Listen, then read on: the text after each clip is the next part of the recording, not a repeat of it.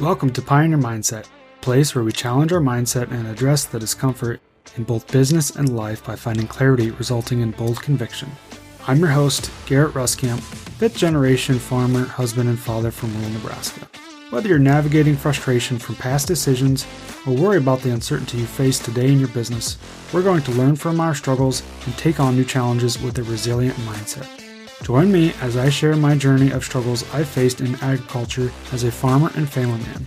I'm ready to dive into honest conversations to tackle the mindsets surrounding key issues that rural ag business owners face that will ultimately help you gain control, leading to a profitable and sustainable business. Let's adapt to Pioneer Mindset and get to it.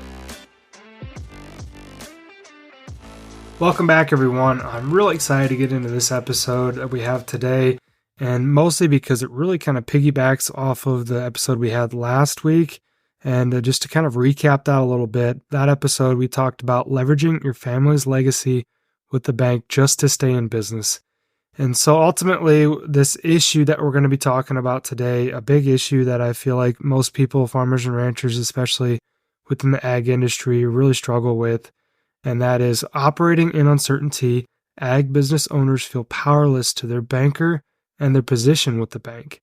And so I really do feel like this is a good segue from the last episode, because we're talking about the relationships with our bank and talking about what our conversations are like with the bank, and particularly the banker. And a lot of times when we're dealing with leveraging our family's legacy just to stay in business, those involve some pretty tough conversations sitting in our banker's office. As we dive into this, I want to ask you, what is your relationship like with your banker? How do you feel when you walk into his or her office? And I suppose this all kind of probably depends on the situation. Are you there sharing good news? Are you there sharing bad news? Just kind of checking in as you drop off a deposit? Or maybe they're asking for some money, maybe an expansion in the operation, whatever that may be, whatever that looks like. How do you physically feel when you're sitting in their office? For me, my hands might get a little bit clammy. Might get a little bit sweaty or just altogether uncomfortable. 9 times out of 10 when I left the office, the banker probably had a bit of a headache just because I was in there trying to really focus on the conversation. I need you to kind of think about, how do you truly feel, physically feel when you're in there? So I want to share my experience a little bit. Our relationship, what it was like with our old banker. We have since actually switched banks, and our old banker had retired anyways. But most of the difficult times that we had went through in the past were with this particular banker. And honestly, we had been at our old bank, I guess, for quite some time. And so I'm guessing we had this banker for maybe 15, 20 years. What our relationship was like, it was with this particular banker. And this guy, he was quiet. And he was what I call a yes banker. Honestly, that made it really tough when we went in there, because you would be sitting in his office just trying to explain your situation, whether that be good or bad. And so you feel like you're the one doing all the talking. And ultimately, he was there just listening. Truly, he was just a very quiet person, so you never really knew what he was going to say. And so you just kind of sat there just kind of explaining yourselves. And honestly, how this made us feel was like you were in the principal's office as a kid and just trying to explain yourself and truly just not knowing what he's going to say or what the outcome of that conversation was going to be. And so I kind of go back to, how did this make you feel when you're in your banker's office? And for me, like I said, physically, I just got clammy. I just sat there very uncomfortable. I could not wait for that conversation to be over and just kind of get on and really get on with my day. And really, I want to ask you, how did this affect the rest of your day? For me, it would really kind of set my day up for, could be good, could be bad. But generally, when we were going through some difficult times at the bank and with our financial situation, going to the bank would really kind of screw up my whole day, because it would really throw me into a mental spiral and would really just kind of affect me physically. You'd go home, you'd probably lose motivation. And so it really did affect my way in most generally a negative way. I mean, I suppose if the meeting or conversation went well, then yeah, it'd be good from there on, but usually wasn't always the case. Now, why do you think most banker relationships are like this? Not knowing what they're going to say. For me, I think it's because we operate in uncertainty. And you might be thinking, everything in agriculture is uncertain. The weather, the markets, the yields. Well, that may be true, but for me, uncertainty means a lack of clarity. Just because the future might be uncertain doesn't mean we have to operate with a lack of clarity. I think that's a big one there, so I'm going to actually repeat it. Just because the future might be uncertain doesn't mean we have to operate with a lack of clarity. So here's where we kind of shift our mindset a little bit. We talk about a pioneer mindset as being someone that's forward thinking. Well, you really can't truly be a forward thinker if you don't know what your current position is. And so I've kind of preached on this a little bit, but I think this is majorly important to know what our current position is. Operating with clarity or certainty means knowing everything you can about your current situation. And how does this affect your relationship with the bank? I'm going to kind of go into the lessons here a little bit, things that I've learned over the years and that they truly affect your relationship with the bank. The first one I want to start off here is clarity breeds certainty. If you can get ultra clear about your current position, your current cash flow, your current assets, current liabilities, and how that sets you up for the future, maybe your current marketing plan, your current crop plan. If you can get ultra clear about that, you're going to be super certain as to your current situation, and that's going to breed a lot of certainty. That's really going to help you with your confidence in yourself and your confidence in your business, and ultimately the confidence you have when you walk into the relationship with your banker. Having your numbers organized, you can go anywhere.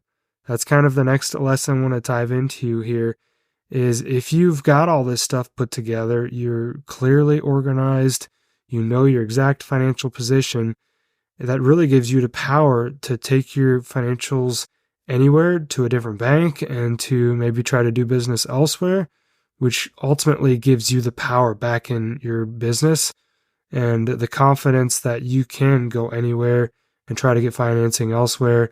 And so that brings all the confidence and control back into your hands when it comes to the relationship with your bank. And when you have that power, honestly, they need you more than you need them. And oftentimes, it's kind of the next lesson we get into here is I feel like over the years, generally when we walk into our banker's office, we feel like we're there to ask for permission. So we need them more than they need us. We're trying to get some funding for whatever it may be, an operating line of credit, trying to make sure we secure our financing for next year. So we ultimately feel like we need them more than they need us. And so that's where I feel like if you can really get ultra clear on your situation and your numbers and be organized, you can really flip that to where you have the power and control and they need you more than you need them. And I've seen this and I've witnessed this within networks that I'm a part of, that when people take the time to get clear on their situation, they're organized, maybe they send their updated financials to their banker often or quarterly, or they're super ahead of the game, it really does put the power back in their hands. And I've seen this to where it makes it incredibly advantageous for that customer. They're in control of that situation and that relationship with their banker. And they've set it to where their banker says, hey, you're a no-risk grade A customer. Ultimately, we're just trying to keep your business here. Puts a lot of the power and control back into your hands. As we go into the next lesson is, honestly, once you get to this point, you're no longer asking for advice. You're there for a business meeting. The banker is an investor, not your savior that's in control of your future. You are there just to kind of tell them your current situation, to inform them where you're at, inform them of your plans moving forward, and that puts all the power and control back into your hands.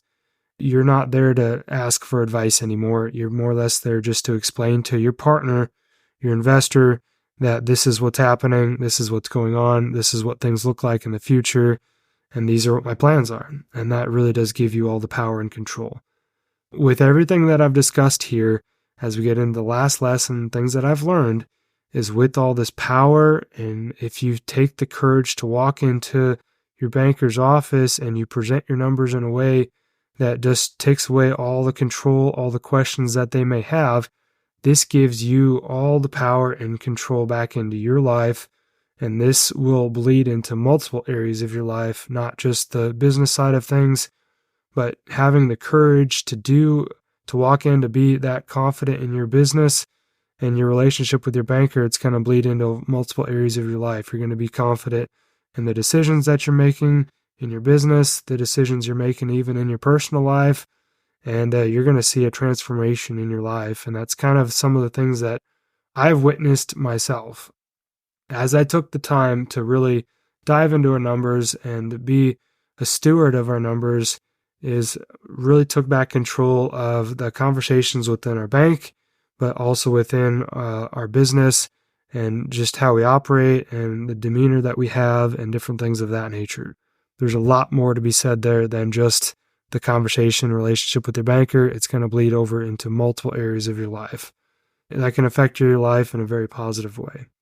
As we kind of look at closing this out and kind of wrapping this up, I want to ask you, what is your current relationship like with your banker? Maybe it's good. Maybe you have a great relationship with the banker and you can shoot the shit and get along great, but it's often the case where we don't always have that. It's often the case where we feel powerless. We feel like a kid in trouble. Or, my personal favorite, a grown-ass man asking for permission from another fellow man or woman that honestly doesn't hold any power over you, because most generally they are just a W-2 paid employee of the bank. And honestly, what risk do they actually have? Those people are usually just kind of looking after them for themselves. Maybe they operate a little bit of a side business, but do they truly take on the risks that you do on a day-to-day basis and truly feel the weight of the decisions that you are making? No, they don't. Let's be honest. So, my personal favorite is, like I said, feeling like a grown-ass man asking for permission. And that's honestly not how I'd prefer my relationships to go with my banker. How would you feel if you flipped this relationship? How would you feel if you put you back in control of the conversation, gave you back the power? What level of confidence would this give you? Like I said before, would this level of confidence bleed over to multiple areas of your life? Just kind of think about these things. How do those empowering feelings make you feel after you've maybe witnessed some of these things, witnessed a transformation, and you take back the control and the power? What kind of empowering feelings do you think you'd have? And how does that physically make you feel as you sit here and you listen to this? Do you feel empowered? Do you feel like you could go out and actually take the steps required to really take back control? I really think you should. I've been there. I've witnessed this in my own life, and it's really, when you take back control, it gives you confidence like it's hard to really describe, honestly. As I want to wrap this up, I want to ask you, can you get after it? Can you really go through in your operation, take the time to maybe get organized and to get basically certain on your numbers? Work towards operating in certainty. And really, this will change a lot of areas in your life. And I truly feel you'd be more confident. You'd have a lot of power and control back with your relationship in your banks and other areas of your life. I encourage you to get after it and start operating in certainty. That's all I got for today. We'll catch you next time. Thanks for tagging along with me today as we sharpened our mindsets. If you've gained insight from today's episode, be sure to take a screenshot to share or send this episode to somebody who might also find value in it. For more, follow me on Instagram @GarrettRuskamp or on Facebook, and join me next time for more conviction through clarity.